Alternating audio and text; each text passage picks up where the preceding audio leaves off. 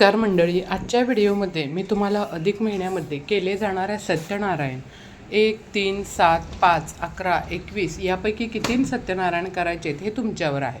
तर सत्यनारायणाची पूजा मांडणी कशी करायची, उद्यापन कसं करायचं, मासिक धर्म, सुतक, विटाळ याबरोबरच अजून काही प्रश्नांची उत्तरं तुम्हाला या व्हिडिओच्या माध्यमातून मिळणार आहेत. त्यामुळे तुम्ही व्हिडिओ स्किप न करता शेवटपर्यंत नक्की पहा, तुम्हाला संपूर्ण माहिती मिळून जाईल. येत्या 17 मेपासून अधिक महिना, ज्याला आपण अधिक मास, मलमास किंवा धोंड्याचा महिना म्हणतो, हा सुरू होणार आहे. तर अधिक महिन्यात विष्णूची सेवा करण्यासाठी हा महिना खूप खास मानला जातो आणि विष्णूंची सर्वात प्रभावी सेवा ती आहे सत्यनारायण पूजा.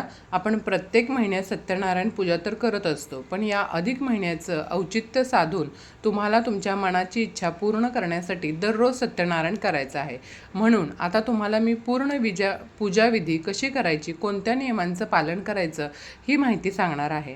आता हे सत्यनारायण सुरू कधी करायचं, तर अधिक महिन्याच्या पहिल्या दिवसापासून अगदी पहिला दिवस म्हणजे त्या दिवशी अधिक महिना लागणार आहे 17 मे रोजी. त्या दिवशीपासून तुम्ही सत्यनारायण सुरू करू शकता. पण तुमची काही मासिक अडचण असेल तर ते झाल्यानंतर तुम्ही ज्या दिवशी फ्री असाल त्या दिवसापासून तुम्ही सत्यनारायण करू शकता, कारण त्यानंतर मध्ये परत गॅप पडणार नाही. कारण काय होतं ना, तुम्ही चालू करणार आणि परत गॅप घेणार, परत चालू करणार, त्यापेक्षा तुम्ही तुमची मासिक अडचण असेल तर ती झाल्यानंतर सत्यनारायण सुरू करायचं आहे. आता हे किती करायचे, आता हे बघा, हे पूर्ण अधिक महिना तुम्ही करू शकता. हे सर्व तुमच्यावरती अवलंबून आहे. तुम्ही 108 दिवस करू शकता, 21 दिवस करू शकता, 11 दिवस करू शकता. आता जर 108, 21, 11 हे काही दिवस करायचे असेल तर तुम्ही मांडणी केली. मांडणी करताना तुम्हाला एक गोष्ट लक्षात ठेवायची आहे की तुम्ही जिथं मांडणी केली, शक्यतो तुम्ही देवघराच्या बाजूलाच ही मांडणी करा. इतर ठिकाणी तुम्ही केली तर इतर वेळेस तुमचे हात वगैरे लागू शकतात. तर देवघराच्या बाजूला जर तुम्ही मांडणी केली तर तुम्हाला हे जेवढे दिवस करणार आहात तोपर्यंत तुम्ही हलवायची नाही. म्हणून तुम्ही अशा ठिकाणी करा जिथं तुम्हाला ती पूजा मांडणी, चौरंग पाट वगैरे हलवायचा नाही आहे.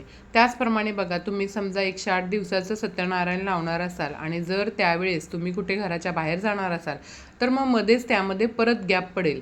तर या सर्व गोष्टींचा विचार करून तुमच्या मनाला तुम्ही ठरवून घ्यायचं आहे की तुम्हाला अगदी व्यवस्थितपणे पूजा करायची आहे. आता पूजा करायची म्हटल्यावर 15 दिवस केली, मग गावी गेले, परत आल्यानंतर 15 दिवस अशी करण्यापेक्षा तुम्हाला अगदी व्यवस्थितपणे जेवढे दिवस शांततेने, अगदी श्रद्धा भावनेने, भक्तिभावाने पूजा करता येईल तेवढे दिवस सत्यनारायण करायचं आहे.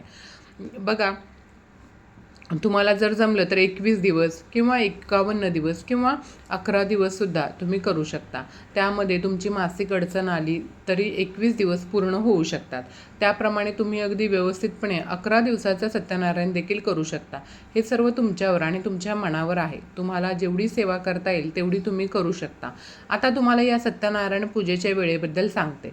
तर तसं सत्यनारायण प्रदोष काळामध्ये म्हणजे संध्याकाळी लक्ष्मी येण्याची वेळ जी म्हणतो ना, त्या दरम्यान आपल्याला सत्यनारायणाची पूजन करायचे असते. जरी शक्य नसेल तरी तुम्ही सकाळी केली तरी खूप छान होईल. तुमच्या वेळेनुसार असं म्हणतात की तुम्ही वेळेवर आणि निश्चित जागी जी पूजा करता त्याचं फळ तुम्हाला नक्कीच जास्त मिळतं.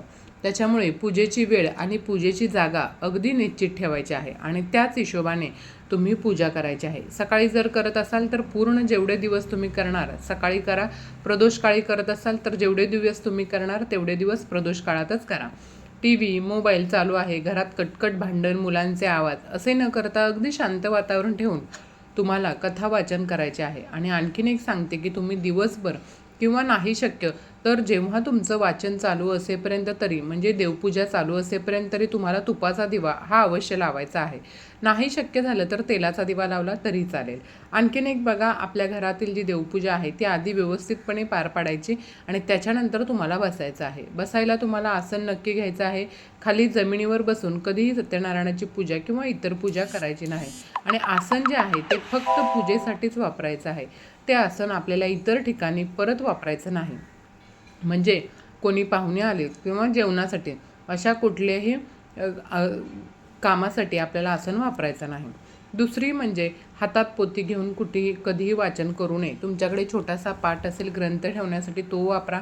नसेल तर साधा ब्लाऊज पीस घ्या. ते नसेल तर एकदम स्वच्छ नवीन आणलेला नॅपकिन घ्या आणि त्याच्यामध्ये तुमचं पुस्तक जे आहे ते गुंडाळून ठेवायचं आहे. आणि शक्यतो तुमचं पूर्ण वाचन होईपर्यंत तुम्ही उठू नका. आपल्या मनातील इच्छा सांगून देवापुढे हात जोडून प्रार्थना करून तुम्हाला पूजेला सुरुवात करायची आहे. म्हणजे संकल्प करून पूजेला सुरुवात करायची आहे. आता मी तुम्हाला सत्यनारायणाची पूजा मांडणी कशी करायची हे सांगते. प्रथम एक गोष्ट लक्षात घ्या, आपण जिथे पूजा मांडणी करणार आहोत, तुमची जेवढ्या दिवसांची पूजा मांडणी असणार आहे तेवढ्या दिवस ती पूजा मांडणी आपल्याला हलवता येणार नाही. अशा ठिकाणी आपण पूजा मांडणी करायची आहे.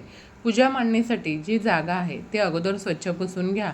तिथं गोमूत्र शिंपडा, स्वतःच्या अंगावरही गोमूत्र शिंपडा. छानपैकी पाट चौरंग घेऊन त्याच्यावरती पिवळं किंवा पांढरं वस्त्र अंथरा. सुरुवातीला दिवा लावायचा आहे. दिव्याचं पूजन करून घ्यायचं. सत्यनारायणाचा फोटो स्वच्छ पुसून ठेवा. आता या फोटोच्या पुढे आपल्याला गव्हाची किंवा तांदळाची छोटीशी रास करून त्यावर आपल्याला कलश ठेवायचा आहे. तर आपल्याला कलशावर कुंकवाने स्वस्तिक काढायचं आहे. 5 रेषा ओढायच्या आहेत. कलशामध्ये पाणी भरून त्यामध्ये 1 रुपयाचं नाणं, सुपारी, अक्षदा, हळदी कुंकू, फूल टाकायचं आहे आणि त्यानंतर तो कलश आपल्याला गव्हाच्या किंवा तांदळाच्या राशीवर ठेवायचा आहे. त्यानंतर त्या कलशावर आपल्याला एक ताम्हण ठेवायचं आहे. तुम्हाला स्क्रीनवर दाखवते त्या पद्धतीने तुम्हाला ताम्हण ठेवायचं आहे. आपल्याला पूजा मंडळी करायची आहे. त्या ताम्हणामध्ये तांदूळ ठेवायचे. त्याच्यामध्ये आपल्या देवघरामध्ये जी बाळकृष्णाची मूर्ती असते ती ठेवायची आहे. बाळकृष्णाच्या मूर्तीला देखील अभिषेक घालून घ्यायचा. नंतर ती त्या ताम्हणामध्ये ठेवायची आहे. तुमच्याकडे त्यांना अलंकार घालण्यासाठी असतील तर अलंकार घालायचे आहेत. आता कलशाच्या समोर 2 विड्याची पानं देखील तुम्हाला ठेवायची आहेत.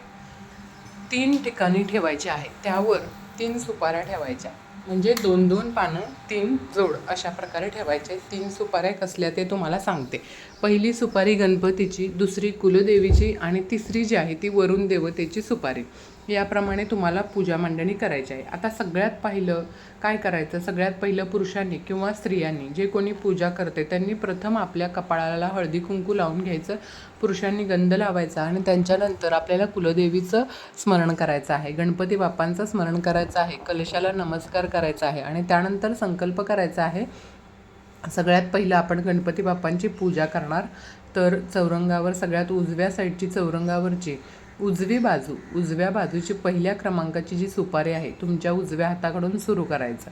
तर जी सुपारी आहे तर याला स्नान घालून पुसून पानावर ठेवा. हळदी कुंकू अक्षदा अर्पण करा. शेंदूर, अष्टगंध जे काही गणपती बाप्पांना प्रिय आहे त्या गोष्टी अर्पण करायच्या आहेत. त्यानंतर गणपती बाप्पांना आपल्याला नैवेद्य ठेवायचा आहे. तर तिथं पाण्याचा भरीव चौकोन करायचा. त्यावर साखरेची वाटी ठेवायची आहे आणि त्याच्याभोवती आपल्याला पाणी फिरवायचं आहे. गणपती बाप्पांना दिव्याने ओवाळायचं आहे आणि अशा प्रकारे गणपती बाप्पांची पूजा झाल्यानंतर नमस्कार करायचा आहे. निर्विघ्नपणे आमची पूजा पार पडू दे असं बाप्पांना प्रार्थना करून सांगायचं आहे. आता त्यानंतर तुम्हाला बघा कुलदेवीची जी सुपारी आहे 2 नंबरची, तर कुलदेवीला पण आपल्याला अशाच पद्धतीने साध्या पद्धतीने पूजा करायची आहे. नंतर पाण्याचा भरीव चौकोन काढून नैवेद्याची वाटी ठेवून त्या नैवेद्यामध्ये आपल्याला तुळशीपत्र ठेवायचं आहे आणि तुळशीपत्र आपल्याला पालतं ठेवायचं आहे हे लक्षात ठेवा. मात्र गणपती बाप्पांना प्रसादावरती तुळशीपत्र ठेवायचं नाही, ही गोष्टसुद्धा लक्षात ठेवा. आता वरुण देवतेची पूजा ही स्नान घालून त्यांना देखील हळदी कुंकू अक्षदा अर्पण करा. त्यानंतर पाण्याचा भरीव चौकोन करून नैवेद्य ठेवू शकता. त्याच्यावर पण आपल्याला एक तुळशीपत्र देखील ठेवायचं आहे. तुळशीपत्र हे आपल्याला पालतच ठेवायचं आहे हे लक्षात ठेवा. आता तिसरी सुपारी वरुण देवतेची होती आणि त्यानंतर त्यांना देखील नमस्कार करायचा आहे. गणपती बाप्पांची पूजा झाली, कुलदेवीची झाली की वरुण देवतेची झाली. आता आपल्याला मेन म्हणजे बाळकृष्णाची पूजा देखील करायची आहे. पण त्या अगोदर आपल्याला सत्यनारायण भगवानांचा फोटोला हळद कुंकू अक्षदा अर्पण करायचं. त्यानंतर एक फूल अर्पण करायचं आणि त्यानंतर कलशाला पण आपल्याला फूल अर्पण करायचं आहे. आता बाळकृष्ण भगवानांना स्नान घालून पुसून घ्यायचं आणि नंतर त्यांना हळदी कुंकू अक्षदा ज्या काही आहेत त्या अर्पण करायच्या.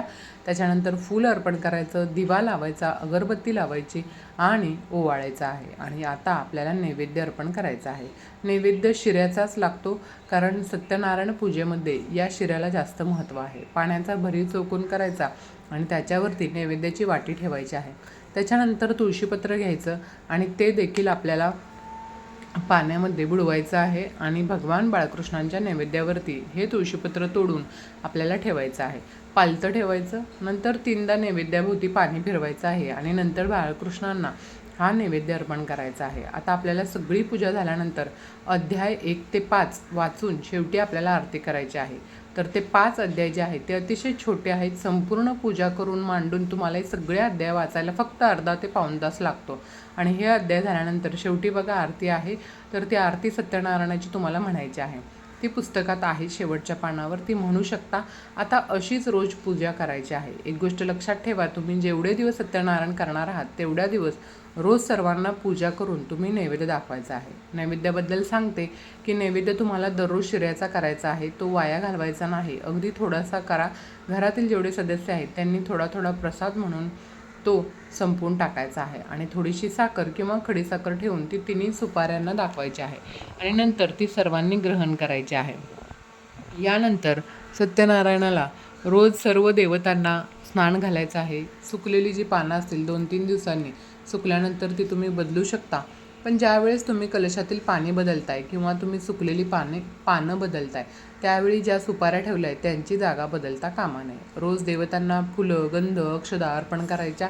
आणि हो, आपल्याला भगवान बाळकृष्णांना तुळशीची माळ म्हणजेच तुळशीच्या पानांची माळ, तुळशीच्या मंजुळांची माळ तुम्हाला शक्य असेल तर त्यांना अर्पण करा, कारण त्यांना तुळशी खूप प्रिय आहे. आता राहिला प्रश्न दुसरा की तुम्ही सत्यनारायण पूजा मांडणी करणार आहात, तर या पूजेची उत्तर पूजा मग कशी करायची.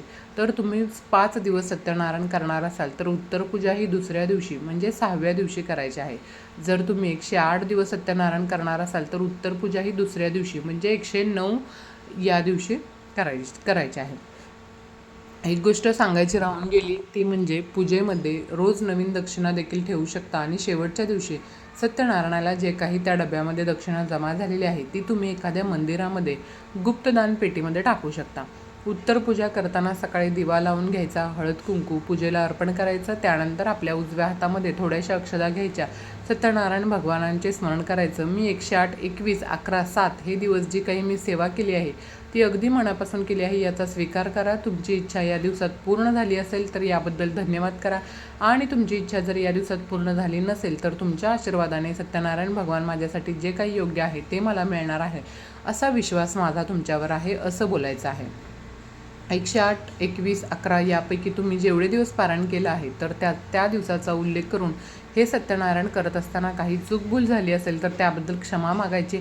आणि त्यानंतर त्या अक्षदा या पूजेवरती अर्पण करायच्या. आणि त्यानंतर मग ही सगळी पूजा आपल्याला उचलायची आहे. सत्यनारायण भगवानांचा फोटो जिथं तुम्ही घरात ठेवता तिथं ठेवायचा. बाळकृष्णांची मूर्ती देवघरात ठेवायची. ज्या सुपाऱ्या आहेत त्या एखाद्या डबी किंवा एखाद्या कागदामध्ये बांधून ठेवायच्या. देवतांच्या सुपाऱ्या आहेत त्या देवतांचे त्या कागदावर नाव लिहून त्याच्यामध्ये ठेवायचे. आणि त्यानंतर तुम्ही प्रत्येक पौर्णिमेला वगैरे सत्यनारायण करता तर त्यावेळेला या सुपाऱ्या तुम्ही वापरू शकता. जर ठेवायच्या नसतील तर त्या पाण्यामध्ये विसर्जन करू शकता. तसंच कलशातील पाणी तुळस सोडून दुसऱ्या झाडाला टाकायचं आहे. हे फुलं, पानं सगळं निर्माल्यामध्ये टाकायचं. या पद्धतीने उत्तरपूजा जी आहे ती आपल्याला करायची आहे. कलशातील सुपारी, नाणं हे तुम्ही परत पूजेमध्ये वापरू शकता. जे तांदूळ, गहू आहेत ते आपण आपल्या धान्यामध्ये टाकू शकता किंवा पक्ष्यांना देखील टाकू शकता. त्याचप्रमाणे बघा, त्याच दिवशी किंवा सत्यनारायण उद्यापन झालेल्या दुसऱ्या दिवशी शिधा तुम्ही एखाद्या गरजू व्यक्तीला दक्षिणेसह किंवा गरजू व्यक्ती कोणी नसेल, गरीब कोणी नसेल द्यायला भेटलं तर मग तुमच्या आजूबाजूला कुठेही कोणतंही मंदिर असेल तर त्या मंदिरामध्ये तुम्ही तो शिधा देऊन येऊ शकता. या पद्धतीनं साधं सोपं आपल्याला उद्यापन करायचं आहे. आता तुम्ही उद्यापनाला पूर्ण वरणाचा स्वयंपाक नाही करू शकत तर काही हरकत नाही. साधा वरण भात, भाजीपोळी बनवा आणि आपला शिरा तर गोड आहेच याचा नैवेद्य दाखवून तुम्ही शिधा अर्पण केला. किंवा शिधासुद्धा तुम्हाला देणं शक्य नाही तर तुमच्या यथाशक्ती कोणत्याही मंदिरातील दानपेटीत की बाबा मी जर उद्यापन केलं असेल, मला एवढा खर्च आला असता, तेवढे गुप्तदान तुम्ही कोणत्याही मंदिरामध्ये करून या पद्धतीने उद्यापन केलं तरीसुद्धा चालतं. किंवा एखादं जोडपं देखील जेवायला घालू शकता. आता आपण थोडक्यात या पूजा मांडणीचे नियम देखील जाणून घेऊया. ही सेवा करत असताना ब्रह्मचर्याचं पालन करायची गरज नाही, काही हरकत नाही. फक्त नॉनव्हेज वगैरे खाऊ नका, ही सेवा करायची नाही. शक्य झालं तर घरामध्ये नॉनव्हेज बंद ठेवा. त्यानंतर आता गावाला वगैरे गेलो किंवा मासिक पाळी आली तर घरातील मंडळी असतील तर त्यांना पूजा करायला लावू शकता, काही हरकत नाही. पण घरातील कोण करणारं नसेल, तुम्ही गावावरून आल्यावर तुमची जिथे सेवा स्टॉप झाली होती तिथून पुढे तुम्ही सेवा चालू करू शकता, काही हरकत नाही. त्यानंतर बघा, जर सुतक असेल तर सुतक म्हणजे पूजा करायची नाही. सुतक संपल्यानंतर तुम्ही परत पूजा कंटिन्यू करू शकता. आणि घरातील जवळचे असतील तर तुम्हाला परत पहिल्यापासून पूजा मांडणी करून करावी लागेल. ही गोष्ट मात्र लक्षात ठेवा. त्याच्यानंतर पुढचा नियम म्हणजे सत्यनारायणाला तुम्हाला उपवास देखील पकडायचा नाही. फक्त पूजा करणं, सेवा करणं हे महत्त्वाचं आहे. सत्यनारायण व्रत तुम्ही संकल्पयुक्त करत असताना मध्ये जे काही तुम्हाला उपवास, व्रतवैकल्य असतात, सणवार असतात, ते सगळे आपल्याला जसेच्या तसे करायचे असतात. कोणतेही व्रतवैकल्य, उपवास जो आहे हे व्रत चालू असताना थांबवायचं नाही. ही गोष्ट पण लक्षात घ्या. तुम्ही 11, 21, 51 किंवा 108 सत्यनारायण करू शकता. जेवढी दिवसांची तुम्ही संकल्प केलेला आहे तेवढा दिवस तुम्हाला उचलायचं नाही आहे मांडणी. मात्र फोटो पुसून घ्यायचा, बाळकृष्णांना, तिन्ही सुपारींना सेम स्नान घालायचं, पूजा करायची. तर बघा, अधिक महिन्याच्या निमित्ताने तुम्हाला सत्यनारायण कसं करायचं, कधी करायचं, उद्यापन कसं करायचं याची अगदी सविस्तर आणि संपूर्ण माहिती या व्हिडिओच्या माध्यमातून तुमच्यापर्यंत पोहोचवत आहे. व्हिडिओ आवडला तर व्हिडिओला नक्की लाईक करा, व्हिडिओला जास्तीत जास्त शेअर देखील करा. चॅनलवरती नवीन असाल तर चॅनलला सबस्क्राईब करा आणि व्हिडिओ शेवटपर्यंत पाहिल्याबद्दल अगदी मनापासून तुमचे खूप खूप आभारी आहे. धन्यवाद. श्री स्वामी समर्थ.